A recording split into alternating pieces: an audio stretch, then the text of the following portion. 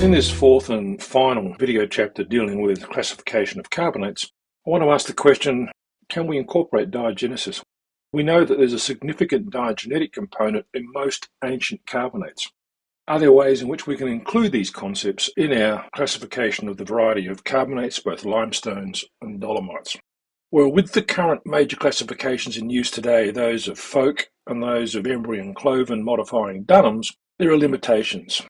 We know texture is not the perfect proxy for depositional energy. We talked about compactional packstones and cavity automicroites, both diagenetic features.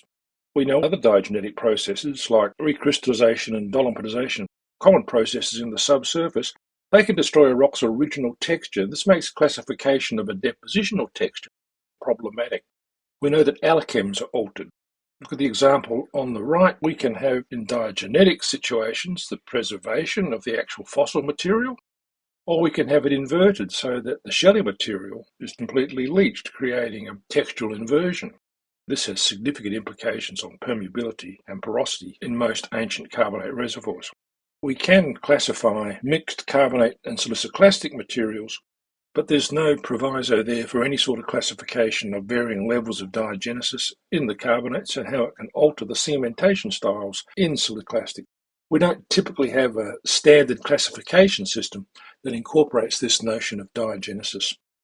Nearest we can come to it is probably Wright's 1992 classification, where he added to the Embry and Cloven modification of Dunham's classification a diagenetic component. He broke out that diagenetic component as the third arm of the three sets of processes that influence ancient carbonate textures into non-obliterative versus obliterative, encompassing some notions of Dunham's original term crystalline carbonate. In terms of the fully obliterative forms, where we have crystals of coarser than 10 microns, he called it a sparstone. If the crystals are less than 10 microns in size, he called it a microsparstone. If we can still see remnants of the original depositional texture preserved, then we look at it in terms of what degree of that rock is cement versus what degree of that rock is microstylitic. If the main component we see is cement, he called it a cement stone. If there are multiple microstylitic grain contacts, it's heavily microstylitized. We call it a condensed grainstone. If the microstylitic grain contacts merge with one another, he called it a fitted grainstone. There are obviously other variations we can make and modify this depending on the particular diagenetic style that we're looking at. Here are examples of cement stones. This is from the Devonian in the subsurface in Alberta, where we have, indicated by the S, synsedimentary laminated fibrous marine cements, possibly originally aragonite, now replaced by radial calcite, encasing a variety of cavities and also stromatoporoids and also corals. That rock is more than 50% cement. It's a cement stone. Here's a Carboniferous brachiopod cement stone where we see the radial textures of the early marine cements and then the later sparry calcite infills of the articulated brachiopods. Probably an example of an ancient cold water seep. Here's an example of a condensed foraminiferal grainstone where we see the penetrative contacts between, in this Eocene example, the nummulites and the lepidocyclinid forams, where we have compactional interpenetration, creating this condensed texture. Here's an example of a sparstone. This is a dolomitic sparstone, where the rock has been replaced by dolomite. This would have been a crystalline carbonate in Dunham's original classification. This comes from the Oligocene brack formation in the Caymans. We have a separate classification for dolomites, and I deal with this in quite a bit of detail in the dolomites course. I'll just quickly go through it here. We have dolomite crystals with various edge interactions. We can have the planar E form of dolomite, blue there indicating porosity or spar. Planar E euhedral dolomite crystals. We see mostly euhedral shapes in the crystals, and it's a crystal-supported rock, with the intercrystalline area in blue indicating a porous situation. Could also be micrite in that intercrystalline area. We have the planar S, or the planar subhedral crystals, where most of the dolomite crystals have merged and they have subhedral to anhedral contacts with straight compromise boundaries and many crystal face junctions. Then we have the non-planar form of dolomite with these sutured contacts with closely packed anhedral crystals with edges that are mostly curved and lobate or serrated, quite irregular. There are very few triple-face junctions. Crystals display this undulatory extinction, quite often associated with saddle or Gothic forms of dolomite. I'll deal with this in a lot of detail in the dolomites course because it's significant in terms of the porosity preservation and the permeability in ancient dolomites. The best dolomite reservoir is a planar E reservoir where the intercrystalline positions are occupied by porosity, not by other rock material. One of the interesting things in this Sibley and Gregg classification from 1987 is they noted there is a critical roughening temperature at around 65 to 70 degrees that separates planar S from non-planar dolomites. It leads into the concept of over-dolomitization, where we lose porosity and permeability. We deal with that in a lot of detail in a series of modules in the dolomitization course. It's still happening in the subsurface, where we have crystal growth occurring. Throughout the subsurface process, we are altering the rock texture. So it's quite a dynamic process. And it leads into questions like, when does an ancient muddy sediment become permeable? Something we never consider in siliciclastics. But in many carbonates, we can have situations. This is coming from the Weyburn and the Mido oil fields in Canada, in Saskatchewan, where we convert a tight mudstone into a reservoir mudstone by the creation of vuggy porosity and also intercrystalline porosity in association with late calcite and dolomite cements and the formation of saddle dolomite. Today, that reservoir system is one of the most active carbon dioxide sequestration sites in the world.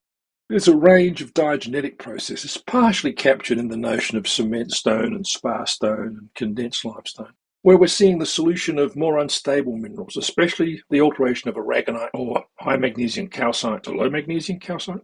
That may create secondary porosity. We see abundant pore-filling cements, and they're staged, as we see in this cathodoluminescence image, showing us how the sparry cement is actually made up of multiple stages, both within shells and between shells. We're altering the original minerals into new ones. We can replace the metastable minerals, aragonite and magnesium calcite, by low magnesium calcite or dolomite. We also see in a set of diagenetic alterations varying degrees of compaction, both mechanical associated with grain crushing and chemical associated with pressure solution or stilitization. We'll deal with these in detail in a later module dealing with carbonate diagenesis. We can also see evidence of leaching, and that could be early in the shallow burial realm, or it could be later in the burial realm, or even later if the rock is uplifted. These diagenetic processes can drastically overprint the rock texture. That image on the right is showing evidence of pervasive diagenesis, where it's altering 90% of the original rock texture.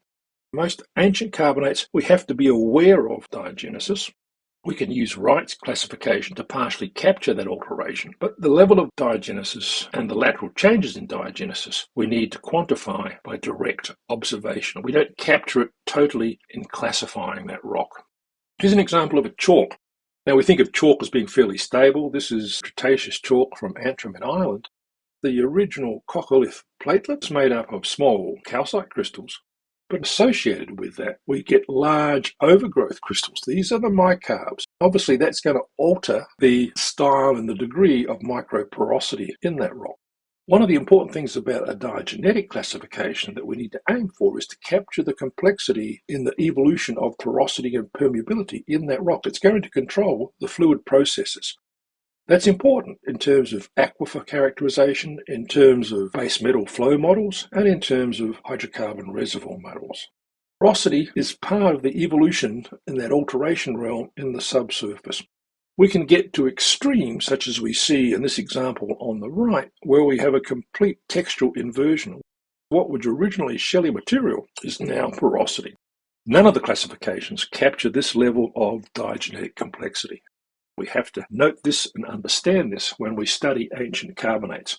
Just pigeonholing it in a classification box doesn't capture this level of porosity evolution. We'll talk about that in detail in a module that's devoted to the petrophysics of ancient carbonates. We conclude that carbonates are not siliciclastics. They're susceptible to rapid and extensive diagenetic change, along with dissolution, cementation, and recrystallization and replacement in the subsurface. These are not features that we have to worry too much about in siliciclastics, where mechanical compaction is the dominant control on porosity and permeability in an ancient sandstone in the subsurface. Porosity and permeability in a carbonate rock depends on a range of rock properties that mostly are related to diagenetic episodes, and those diagenetic episodes can take place early in the eogenetic or the early burial realm, through to the burial realm, the mesogenetic realm, and back up into uplift in the telogenetic realm. We also have to worry about fracturing in most ancient carbonates. These are especially important in ancient carbonate reservoirs. I've yet to see a giant or supergiant oil field where fracturing hasn't been a component contributing to the porosity and permeability.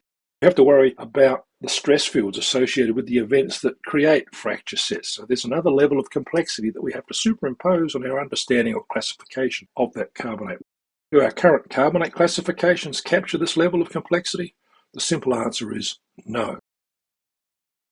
So where are we? Well, Wright's classification distinguishes between non-obliterative textures and obliterative textures, where a level of diagenesis has masked that original fabric. Both Folkes and Dunham's and Embry and Cloven's modification of Dunham's classification are predicated on a reliable determination of the degree of neomorphic alteration, sparite versus micrite, and also the separation of allomicrite and automicrite, which, as we discussed in an earlier video chapter, can be quite problematic to recognize in ancient carbonates. We have to apply adaptations of our classification in carbonate reservoirs to emphasize the fabric and the features that are of interest to us in terms of defining the process we're trying to understand, be it base metal distribution, be it porosity and permeability in a hydrocarbon reservoir or an aquifer. One of the best classifications to do this is Jerry Lucia's classification, published first back in 1995, and we're going to look at it in a lot of detail in the petrophysics module. It's now widely used by reservoir geologists and engineers. The difference between Lucia's classification and all these other classifications that I've talked about is that Lucia's classification looks directly at the current state of rock in the subsurface. In other words, it's an in situ classification. So it's classifying the results of the various diagenetic processes as distributed in the subsurface. It tries to capture notions of the degree of dissolution, cementation, and dolomitization. We will look at that classification in a lot of detail in that module where we look at porosity and petrophysics in ancient carbonates. In all of these examples, we need to develop an understanding of the scaling of the various processes that are controlling lateral and vertical distributions of porosity and permeability. To finish off this discussion of diagenetic overprints, I'll just show you the image on the right where we have honeycomb porosity developed around a fracture that doesn't extend too far away from that fracture. This gives us an indication of the styles of lateral variability that we can see in carbonates. Person in the cave for scale. How do we characterize and classify this level of complexity reliably to come up with an evolutionary model of porosity and permeability distribution within our carbonate classification? We're not there yet. We know there is complexity.